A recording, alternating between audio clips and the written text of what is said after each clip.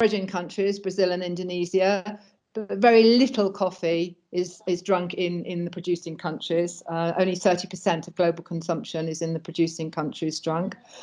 And it's expected that by 2025, China, Brazil, and the USA, which is obviously the focus of our study, will be the biggest consumers in the world. But here's the key fact, that at the moment, the world's producing 170 million bags of coffee. Production is 170 million bags of coffee. If consumption continues at the same pace, by 2050, we'll need to produce 300 million bags of coffee. So there's still a very important place for even the smaller origin producers in the world, as there is for the bigger ones. But because Vietnam, Brazil and Colombia have such a large proportion of production, we have to have extra special attention to being visible in that very noisy world. And when Jack was talking earlier about brand identity of Kenya coffee in the US, and I agree that many coffee buyers, professional coffee buyers, should I say, would say yes, Kenya has very good brand identity, and that it's seen as one of the best coffees in the world. Without a doubt, I agree 100% with that. But when you look at the consumers in the US, they don't know Kenyan coffee so well because there's so much Colombian, Brazilian, and Vietnam coffee in the world, in particular Colombian coffee I suspect, and the other Central American and South American countries in the US. So if we look at just this little bit of production figures, just a quick snapshot, I mean, it speaks for itself, what was being produced in the 1990s and what is being produced today. And if we look at how Kenya production has gone down in that time. So that is why looking at the supply side and how can we improve production and how can we improve quality and how can we make farmers want to stay in the business, we'll look at some of the challenges in a moment. That is why it's imperative that we do something from the marketing perspective to keep Kenya relevant in a world where so much coffee is in the hands of so few. So Kenyan coffee, we've also heard a little bit about its history. Obviously, it was historically very well established and well known in Europe. With the second wave, when premium coffees started to come around and coffee started to be differentiated and people demand better coffee, it began to be used as a blender. But Kenya AA is definitely a very well recognised single origin coffee around the world. And it's a favourite, as I've already said, of the third wave independent coffee buyers, as well as the premium roasters like your Starbucks or your Nespressos or your Peets, the bigger premium roasters. We know where, I mean, a lot of people, I'm sort of talking to people that are very, know the coffee production areas, so we won't dwell on here, but these are the main areas. And obviously, traditionally, the very good coffees came from the central Nyeri, Kirinyaga, Embu Meru area. But now we've got newer areas where, if you like, markets and maturity in markets and taste preferences change, there is huge potential for Kenya to look at new processing and different varieties and bring those coffees from Western to the world. The main varieties we all know, 28 and 34 was obviously the historically the traditional varieties that were very well known and known for the very intense blackberry or citrus characteristics. Then we had the Riwa 11, which was a disease-resistant variety. At first, didn't really have the same maybe taste profile that people were used to. I think probably over the 20 years, 30 years that I've been in Kenya, it's improved a lot and it's kind of morphed into a much better quality than it used to be when it was launched. And now we have the new Batian, which is still fairly young, but is also high yielding, disease resistant, and also potentially, or has the potential to have a very similar cup to the SL 28 and 34. And then in Western Kenya, we have a lot more K7. Which has its own place in the world in terms of its characteristics. So what makes a good specialty coffee? Obviously the optimal growing conditions, the tropical climate, lots of sunshine, adequate rainfall, the rich, well-drained volcanic soils of Kenya, and obviously the altitude. Those are the optimal growing conditions for our best coffees. We've talked a little bit about the problems or the challenges. So on the plus side, what we need is good seedling selection. We need very good agricultural practices, and we need adequate inputs and good irrigation when necessary.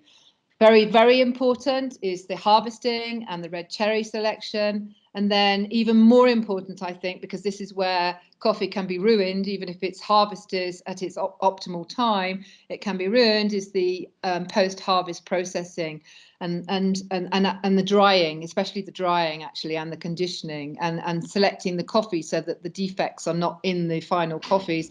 So all of these things make a good specialty coffee. And these are the things that I think is where we need capacity building within our particularly cooperative sector to try and help improve the qualities. Because if you talk to a lot of buyers these days, they'll say that the coffees of many, many years ago no longer exist.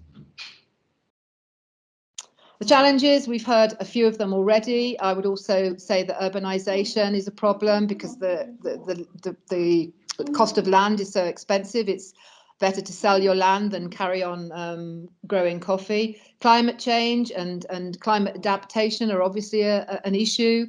Poor corporate governance, we've already spoke about that, and agricultural management, or the need for more capacity building, I would say. The poor infrastructure, whether that's the roads or the power, the cost of power, those kind of things, and maybe bureaucracy as well. And then there's also the damage to the water catchment areas, so that the water is not available to the farmers, and also aging farming population. I mean, these are not probably, it's not an exhaustive list, but those are, I would say, probably the main ones. I mean, finance actually is another big one, which I missed off that list, but it's probably important.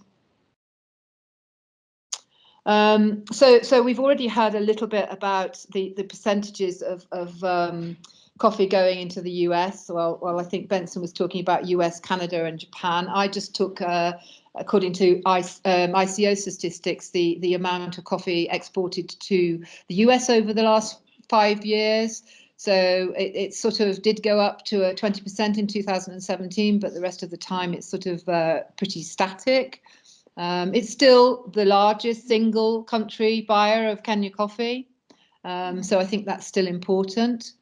But obviously within this study we can look at more countries and how they are exporting, because I mean, when we look at how much Colombia is exporting to the US, it's millions and millions of bags. Yeah. When we talk about what is specialty coffee, there aren't any precise statistics about what is specialty coffee. This is sort of global approximation, if you like, that 75% of coffee is mainstream. That's what Jack was talking about, and Benson was talking about, coffees that are used to blend.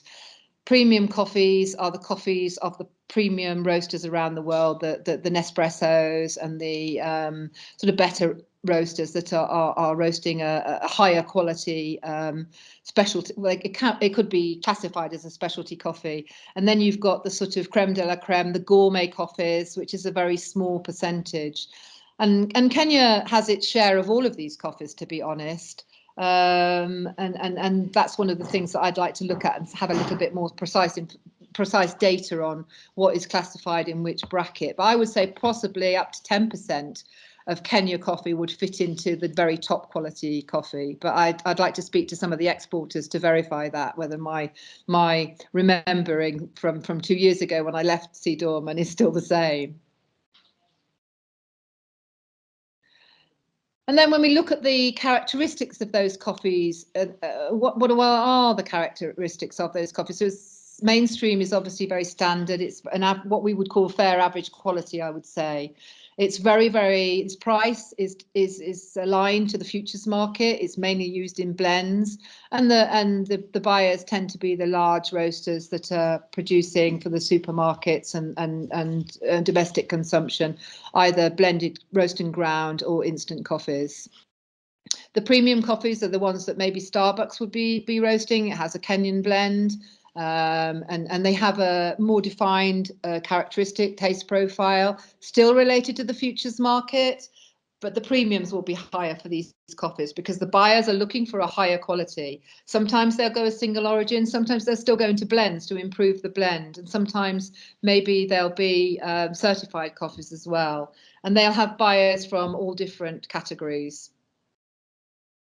And then we have the special coffees, and these are the ones that the third wave coffee buyers are buying, the independent coffee shops and coffee roasteries and coffee chains.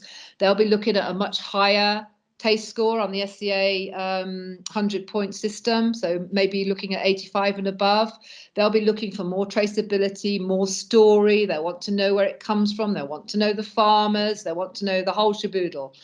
Sometimes they'll be buying it as micro lots, but often also as container loads, depending on their size. And they're a whole range of people. And these are the people really that I think we need to target more, because I think there are a lot more of them that may be buying a South American coffee and don't know enough about the Kenyan coffees. So I just in sort of summing up, and it's already been said by Nelly, so I don't really want to take too much time.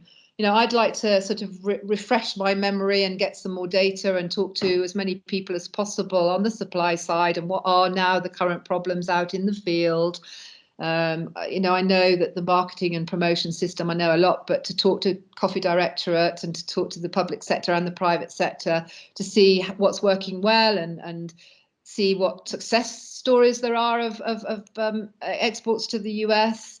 And then hopefully between us and me and Carlos and looking from the other side, we'll be able to come up with some very good suggestions about how we can move forward. I mean, but, you know, I think that a lot of it is knowing the buyers and knowing what they want. I think it's very, very important to know your buyer as much as your buyer wants to know you, to know the buyer and to know what he wants. Exactly what somebody said a few minutes ago, to know what the US market wants. And the US market's changing all the time, as is a whole of the consuming countries. You know, there are now lots of different processing methods, natural coffees, different ways of, you know, anaerobic fermentation with yeast and different ways of processing coffee to get different, more defined taste profiles that I think is only just beginning worldwide. I know there are some experiments going on in Kenya as well. And these are things that we can also look at: natural coffees, honey wash coffees, that kind of thing. So I think there's a lot of exciting things that we can do and a lot of things that we can do to make Kenya coffee more visible on the world stage. And I think that's it from me for the moment. Okay, thank you so much, Bridget, for that very insightful presentation, and even for sharing those statistics about how the Kenyan coffee sector is performing currently. And it's clear that we have our work cut out in ensuring that, you know, Kenya joins the likes of Brazil, Vietnam, Colombia, Honduras as one of the top origins of coffee. So thank you so much for that. And I think because our time is, you know, not on our side, we'll go into Carlos' presentation, and he shall be looking at the demand side. So his presentation will provide an overview of the US specialty coffee industry and potential for Kenyan specialty coffee exports and distribution in the US. So welcome, Carlos. Thank you very much. Okay, wow, there was a lot said here, and I think the perfect segue was the last comment from Bridget. That get to know your customers is quite important. The innovation is fundamental for Kenyan increased market participation in the US. Understanding, you know, what the new varieties and new types of coffees are being consumed here in the US is key. And so I start my first slide with the definition. Definition of specialty in my world, to me, is what I like, what brings value to me. But I use the definitions from the Specialty Coffee Association, which says the coffee is starting at 80 points or above in a 100-point scale.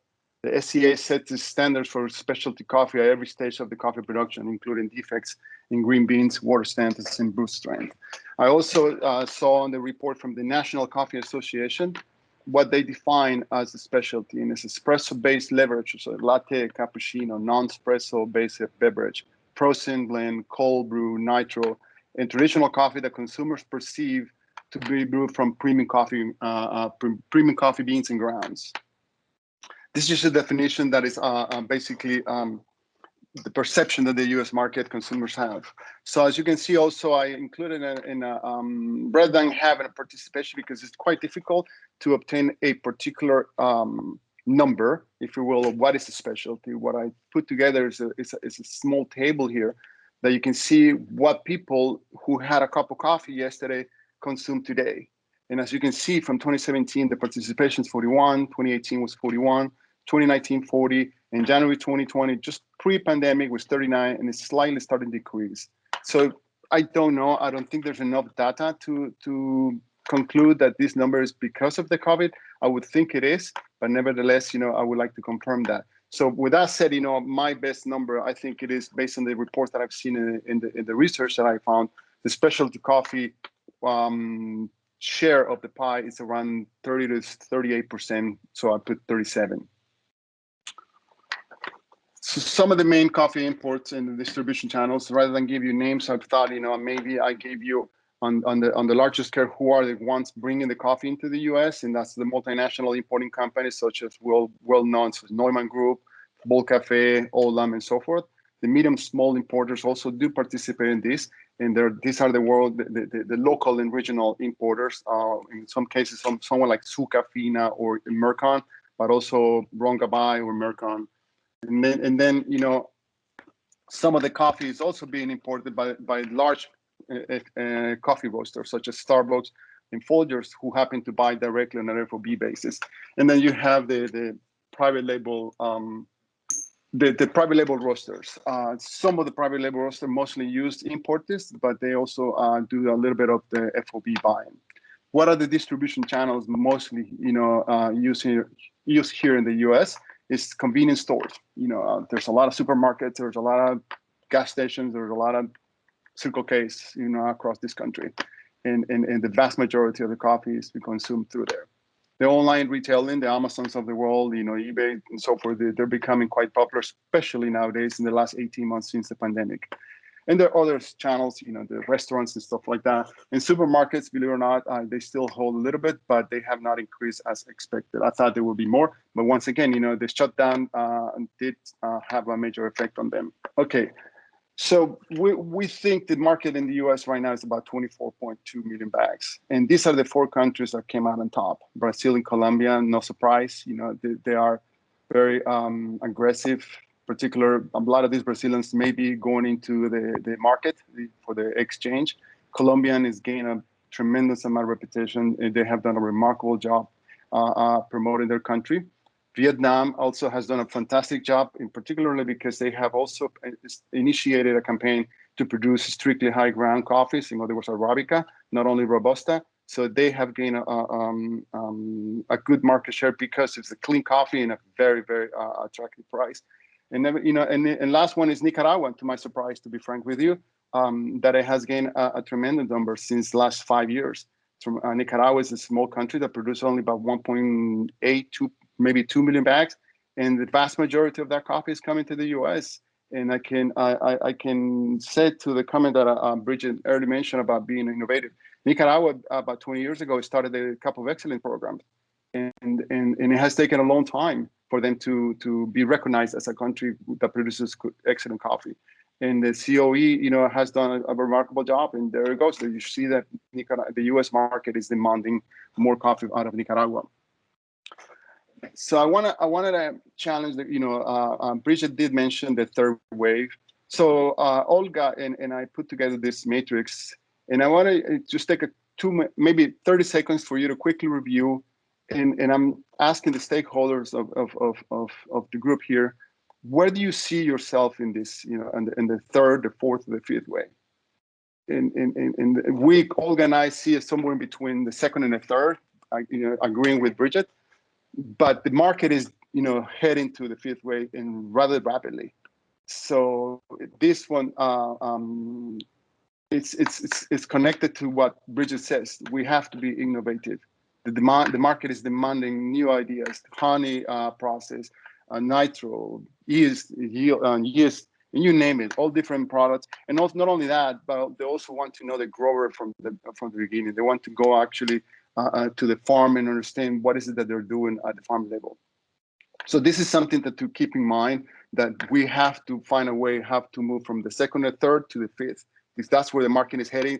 Gen X, consumers are very demanding. They want to understand a little bit more. Social media, transparency, everything that they have in their hands to make the information more accessible, they will utilize. How is the U.S. retailer and roasters source their coffee? Retailers, they use large private label roasters. I happen to work with one of them in the past. I understand how they do it. The supermarkets, they don't buy, they buy very little themselves directly. They just hire a toll roaster company.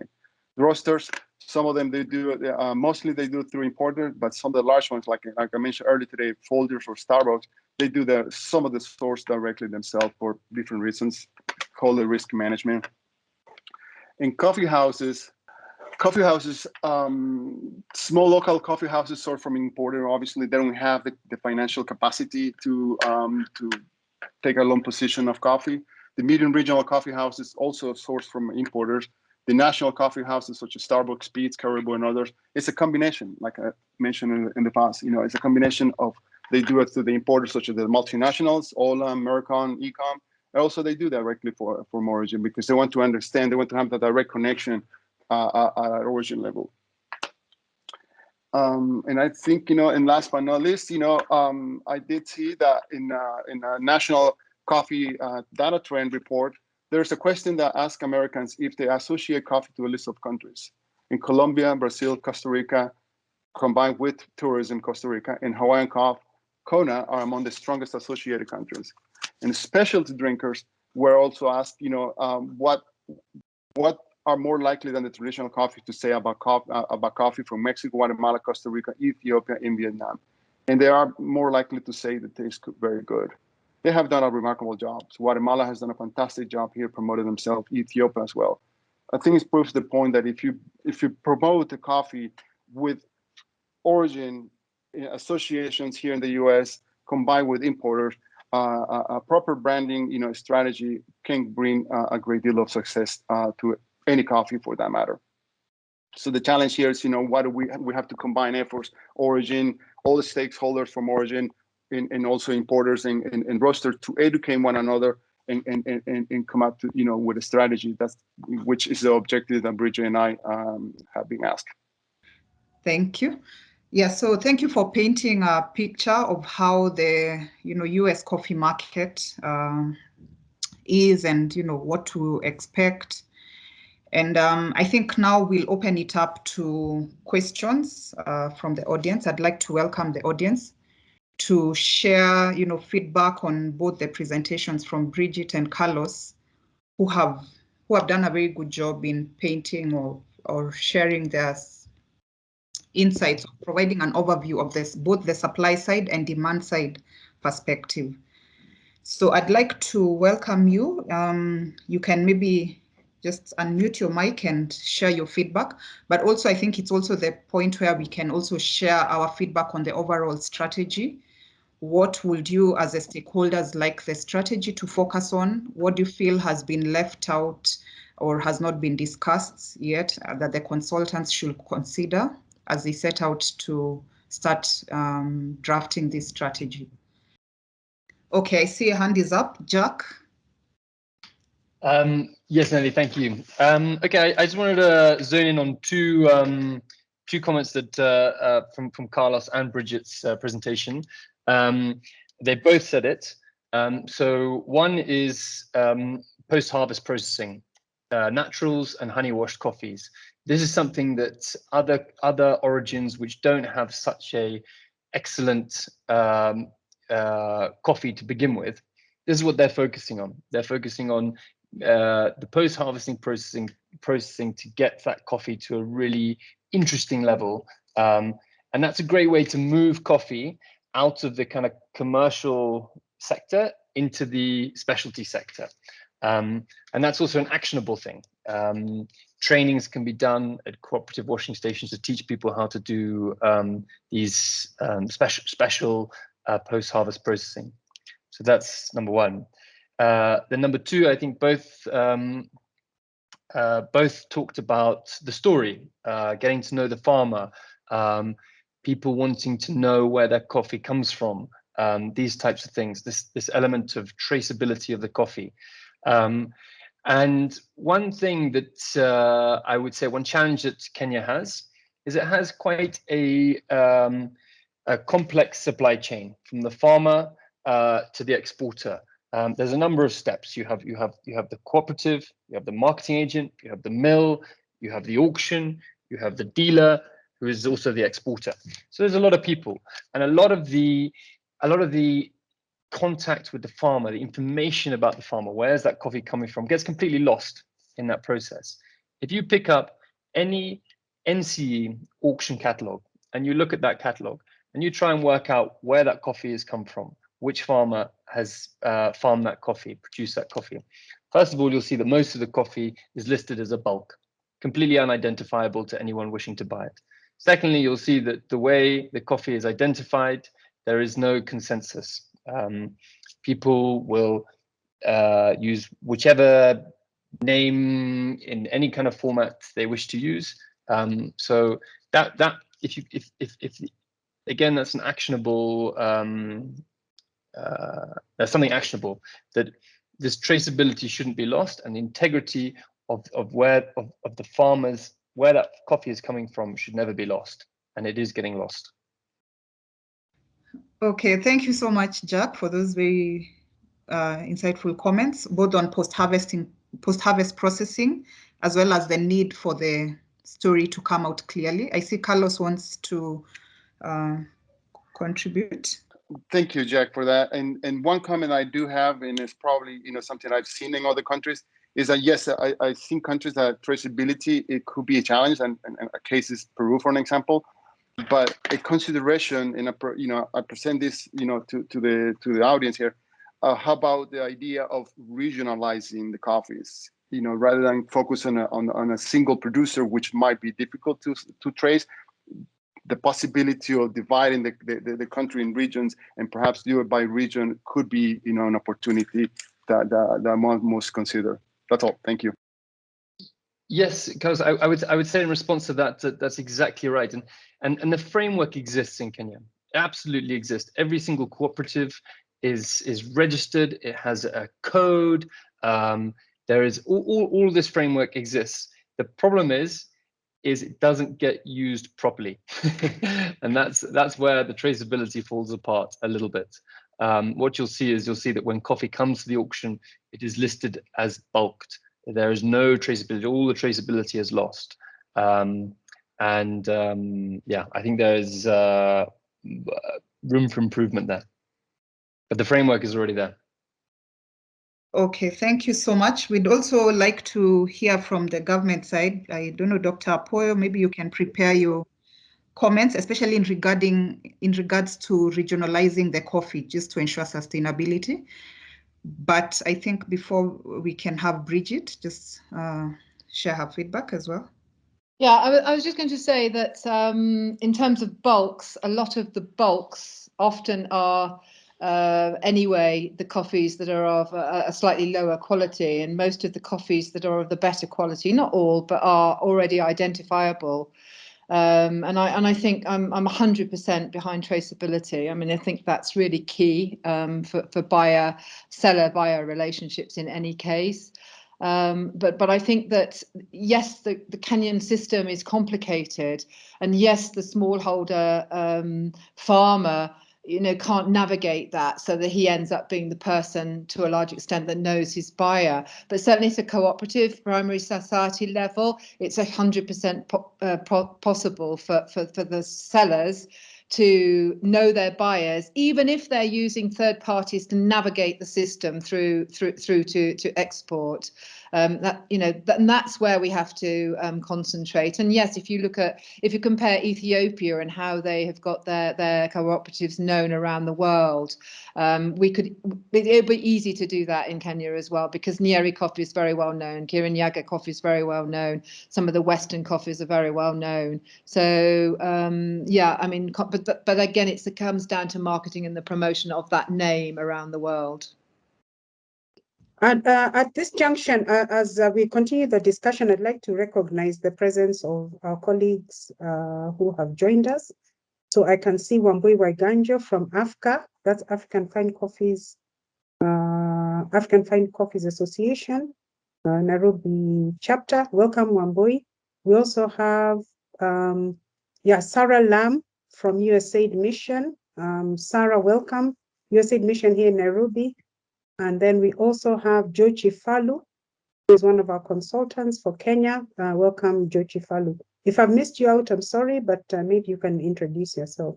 So we recognize those who joined us since we did the initial introductions. Okay, thank you so much. I don't know if for those who've joined us, anyone would like to jump in and share their comments, feedback, or even anyone else from the audience. All right, Margaret. Thank you very much. I have a question for Carlos. I think we've seen very interesting examples from other countries. I don't know which of these good examples, like Colombia, maybe, I don't know, Brazil, Honduras, Nicaragua, which of these would you see there's similarities or potential parallels that Kenya could learn from? We know the Juan Valdez story from Colombia, and so on. So if you look at those out of the top 10, which do you think, maybe recommend 2 or 3 that you think need to have a closer look taken? I'm not saying copy, but really just learn from what other people have gone through. Which ones would you recommend? Over to you, Carlos. Thank you, Margaret. I frankly speaking, I don't think there is a one size fits all, so to speak. I mean, every country has done, Colombia has done a remarkable job. They had promoting their coffee, but one must keep in mind that, the case of Colombia, where they have nearly $40 million yearly as a promoting budget, versus a country like Nicaragua or Peru, which is probably not even $500,000. It's many things. All I'm trying to say, Colombia has the resources. They have the Federación, which is a very, very strong body that controls basically the internal, market. And the people do what they tell them to do. So in the case of Nicaragua, Cup of Excellence came in early 2000 and created a conscience among producers who were perhaps not doing the proper agricultural, management at the farm level, properly. And so now they saw the potential in the Cup of Excellence. They saw the market demanding, a little more of traceability, a little bit more of compliance with law and environmental regulations. So I think there's many things that one can do.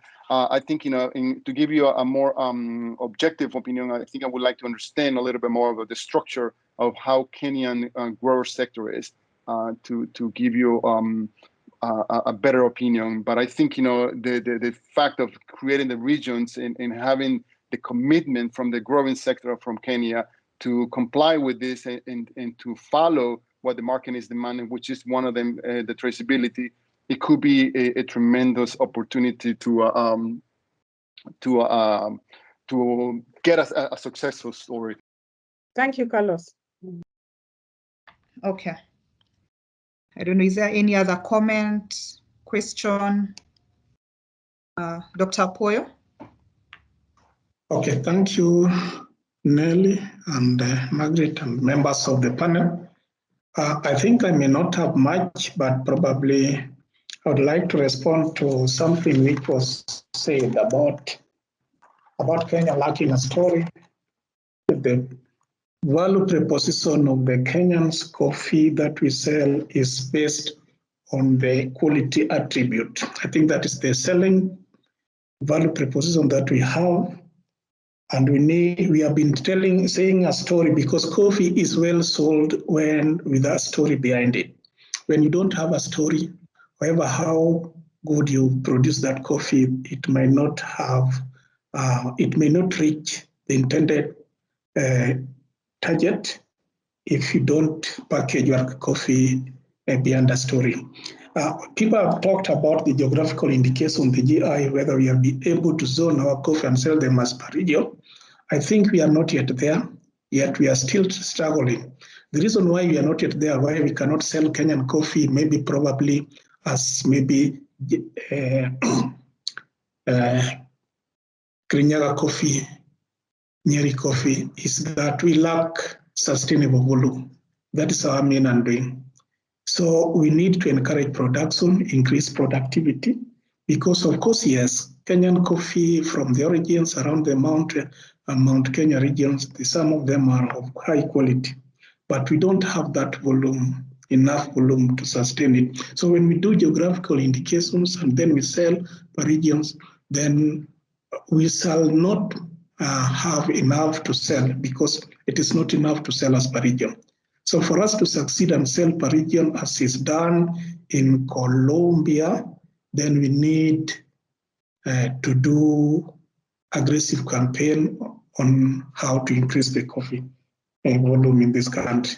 But that said and done, I would like to welcome my other colleagues because I'm not alone. I know the time is not on our side, but I would invite Patricia, David, and Paul in that order to give their comment on what has been discussed during this afternoon. Welcome, Patricia. Yeah, I would actually agree with some of the observations the panelists have given, and we need more engagement. Jack has actually pointed a number of issues, which I think we should be able to look at it, even as a country, and be able to improve, especially like the MRLs, especially like the bulks. Perhaps there are reasons for it, but if we can get more engagement, it is better. But above all, I look at it in the supply side. If people can give back, we need, as somebody pointed out, capacity building, so that the farmers are able to understand their customer, they understand the market, and also improve on the productivity. But one of the challenges as we encounter is financing these activities. If people can respond, maybe give back to the society from various places, we need that kind of support so that the farmers can appropriately be capacity built. We've had some attempts, for example, visiting factories and looking at their, their quality and the challenge that they have come along, so that we tell them, look, your coffee this year was like this. The challenges that you had were like this. So as farmers, you may need to relook at the challenges. If it is farm inputs, if it is use of inappropriate chemicals, as somebody has said, then they will be able to take. But you see, we have 1,000 plus factories where from different places. So if we had enough resources, I believe that will be our starting point, so that the farmers can know this is what is required, and this is what the market requires, and this is what we can do individually, and also as a factory can do to improve our quality. Thank you. Thank you, David. Do we have Paul online? Paul, are you there? The study is, the timeline is good, as in it's important that we understand what are the issues in the value chain that stop us accessing the US market. And I hope that at the end of the day, we will have a win-win situation where it'll make sense even for our farmers, not just for the end of the value chain, the market, but also for the primary producers, because what bothers us is that things happen up here in the value chain and the farmer is left hanging, you know, with narratives like there is an overproduction of coffee and yet the coffee is used for blending. How do you overproduce a product that is needed, you know, to meet the palate of the consumer? So whatever we come up with must make sense to everybody in the value chain, and more so the smallholder farmer. Thank you. Thank you very much. Finally, mine is maybe to echo what my colleagues have said in the interest of time. Bridget said something very, very peculiar, and it is a reality that only 10% of the cup price remains in the origin country, and 90% is maybe probably not only in the origin, but lost along the value chain. That is 10% is what remains in the producing country of the coffee origin, and then 10% maybe the other side where coffee is being consumed. I wonder how we are in the really explore, like Carlos to help us, how we can be able to not only reverse this trend, no, it cannot be reversed, but to mitigate, to bring it to a level that at least it can be increased to not less than 30%. I think I would be very comfortable how if 30% of the cup value could go back and address the farmers' issues, even if it means something like royalty. If can mean something like royalty, a way should be found out. It looks incredibly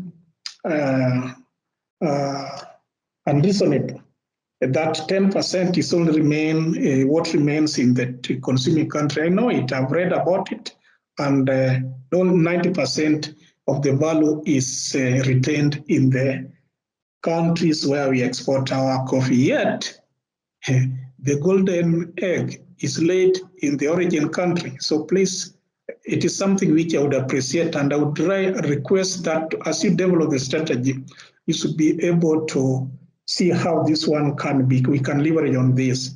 And finally, to Mr. Carlos, how you intend to carry out the survey. I do believe that it is not going to be a desktop survey, but which are the states where you are going to undertake this study?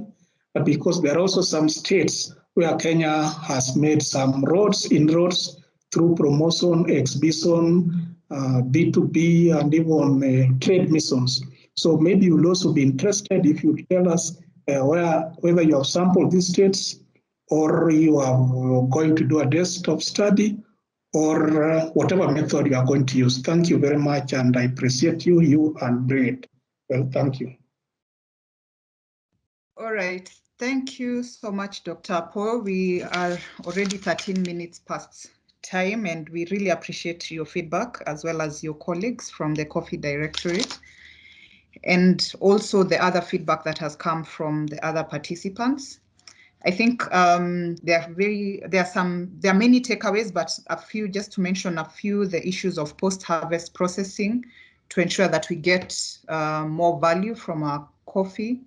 Also, the need for traceability has come up, the need to show the Kenyan story, even as we market our coffee in the US.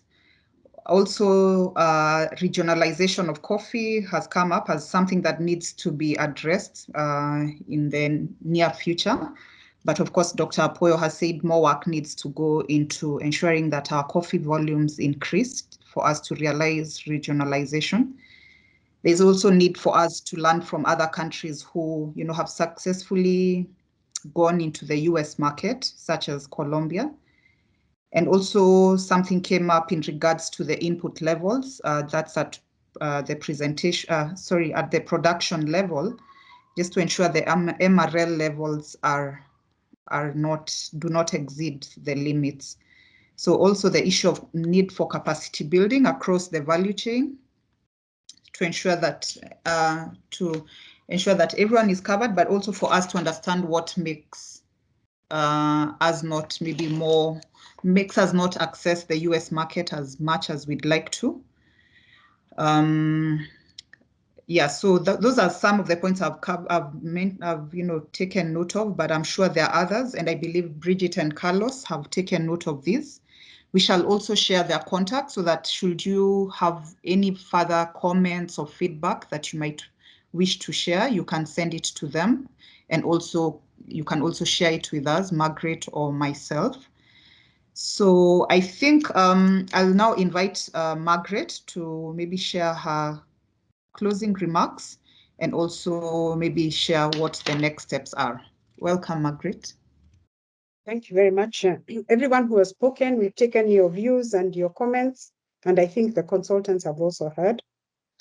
Before I go to the closing remarks, I would like to maybe call upon, I don't know if she's still there, Jane Kaduko from Ken Cafe, and possibly either Daniel Mbidi or Mr. Mugo, if you'd like to make a comment or say something before we go to the closing remarks. And as I close, I will also request if Sarah Lam is still with us, she can also make some remarks. So Jane, would you like to say anything? Matthew, Daniel? Thank you. Good afternoon, and thank you very much, Madam Waithaka, Margaret. I think it's extremely an extremely and timely conversation for us as players in the coffee industry. We really look forward to working closely with you to ensure we up the production, because I think the conversation around production of coffee in the country, it's a foundational and a fundamental conversation that we may want to take down to the market.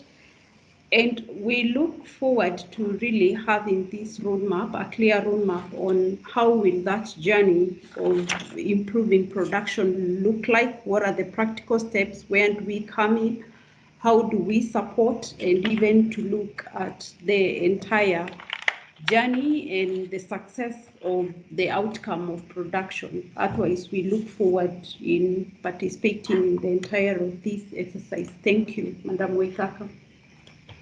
Thank you, Jane. You represent an important component, cooperative processors as well, producers and processors. Yes, Mr. Mbidi, would you like to say something on behalf of the association? Thank you, Margaret, and everyone. Thank you for this forum. And I would maybe my comment will concentrate on the traceability part of it. This is a matter that we've been thinking about as Nairobi Coffee Exchange. Actually, as we speak, we already try to see how we can be able to deal with the bulk issue, which Jack was talking about and everybody was concerned, which actually kills the whole aspect of traceability. And so I would want to see how we are going to connect. We actually have engaged someone to look into that, consultant, and I think this is the high time they collaborate and they see how they can be able to work together and come up with a way of making that thing work actually, and doing the bulk before we begin to actually work on the productivity, because the whole thing is because we do not have enough volumes coming to the market. If only we had the farmers produce much more, then straight out tons would be able to come to the market straight. And so I don't know, I may need to talk to someone who is going to help us to link up these two consultants to see how they can be able to work together so that we don't need to do a parallel thing. So thank you so much, and I want to believe we are going to be able to tap into a greater specialty market when we work together. Thank you so much. Thank you. That's Daniel Mbidi on behalf of Nairobi Coffee Exchange. And who else is there that we have not heard from? Matthew Mugo from Gibson. Okay, thank you very much. Yeah, thank you very much, Margaret. The presentation was okay. However, mine is a comment, and mostly is on production. The production has been going down, and retro has not been, very little has been done on that. The other comment is on the marketing. We are doing very little about marketing. We need to increase our marketing. For specialty coffee, basically, we've just been attending the SCARs, yet we have quite a lot of platforms like Coffee Fest, which are normally attended or which normally focus on individual states in the US. Those are some of the platforms we can maybe try to go and market ourselves. So on the strategy, I think we need to put more effort on marketing because as Kenyan, we don't have a lot of commercial coffee. Ours is just specialty. Thank you very much. Bye. Thank you very much, Matthew. And I know you've been in the middle of marketing over many years. So I think your views are very, yeah. Wambui, before we go, Wambui, please, I need to hear your voice. AFCA, your regional organization, do you have something you'd like to say? And then we'll excuse people very soon. Thank you. Wambui, please. On behalf of African Fine Coffees, Wambui, please. Good afternoon, everybody. I'm glad to be part of this, though it's I was a bit late in joining, but I had some more issues that I was trying to sort out. What I would say it is, yes, it is long overdue to have this strategy and roadmap so that it can finally be there and it kicks off. I think it's long overdue to have this roadmap and strategy now in place because these conversations that have been going on for quite some time. I think it's the high time now to actually have one that is going to materialize and be put into place. Thank you. Thank you. Wambui speaking on behalf of the African Fine Coffees Association, Kenya chapter. All right, so as we look at the next steps, I think the consultants have already started. They have listened to what you have said. We are going to be moving very fast. You saw the three major areas of work for each of the consultants. They have different assignments. We are going to start on those. So you may get calls or you may get requests for information or meetings. We request kindly that you make yourself available. If you ask to give a referral, please be generous with your contacts and your time so that we can move quickly. We don't have too much time, but I believe they will work very, very quickly and very promptly. Once they've each worked on their three tasks, which they showed in the slides, they'll then come back together and they'll prepare based on the supply side and end market analysis, based on SWOT or other tools which they can use. Then they'll be able to define the situation analysis and then the situational strategic options available to Kenya. As you heard Carlos saying, Colombia has a budget. Was it 40 or $40 million every year from a big group that funds their marketing? Yeah, marketing effort. 40 million. So I don't know if you have 40 million Apoyo on the sector. So maybe we have to be realistic about what we are able to do. So once they give their strategic options, they will then look at the cost of those strategic options.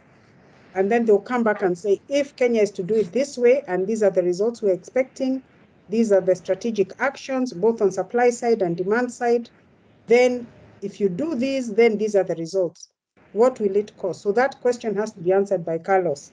He has, together with Bridget. They look at the costs, they look at the prerequisites that have to be done in order for that strategy to be successful. So some of your institutions will also have some work to do in terms of getting this off the ground. And the other thing that will be looked at is who are the key stakeholders and what are their roles? Are there specific roles that need to be played by different institutions? Is there an institutional mechanism that can enhance the process of realizing the strategic objectives? And last but not least, looking at maybe an M&E framework. So those are the things that they'll come out with. Once they have done their review, we will then call this group again. We'll get their report, we'll give feedback, and then we finalize. So that is the step. We're giving ourselves just maybe about a month and a bit. We have a lot to do, and hopefully we'll be moving very fast. So if you do get a call, I think just bear with us and be able to support us. And this is for the entire sector, the entire coffee sector, so that we're able to get back to where we should be. So I don't think I want to say too much because we've already overrun our time, other than to thank each and every one of you and request you, as we move together, Please feel free to give your input, and we will definitely listen. The consultants have taken detailed notes, I'm sure, and we will be looking forward to actually getting concrete, actionable steps, such as the ones Jack had described earlier.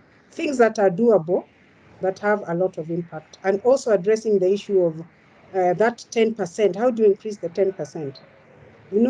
Sometimes you have to think out of the box. So those are some of the things I think we would be looking to you also to give us some ideas. All right, thank you very much. I don't have anything else to say, and over back to you, Nelly. Thank you. All right. Thank you so much, Margaret, for that summary, as well as even sharing the next steps in regards to this assignment. I think even for me, it's just to say thank you all for participating in today's meeting. I've really personally enjoyed hearing your feedback, your comments, and ideas as to how or what needs to be done for us to come up with a good strategy. And I think, as Margaret said, we shall be meeting again soon once the draft strategy is ready, just for the consultants to present this to you and to hear your feedback on it. Other than that, I wish you a lovely evening. And for those who are in the US, I wish you a good day and look forward to meeting with you soon. Thank you.